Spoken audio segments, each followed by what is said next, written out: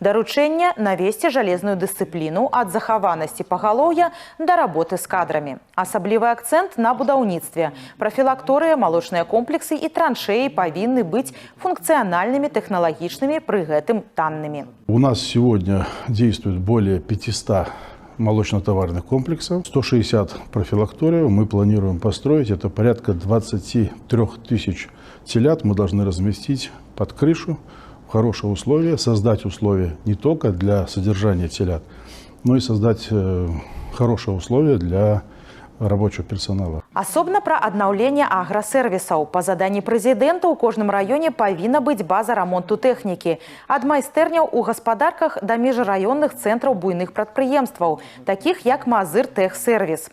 Адсюль узмацненне кадравай работы, настаўніцтва, партнёрства з каледжамі і новая задача – навучаць кіраўнікоў для аграсервісаў праз школу маладога кіраўніка.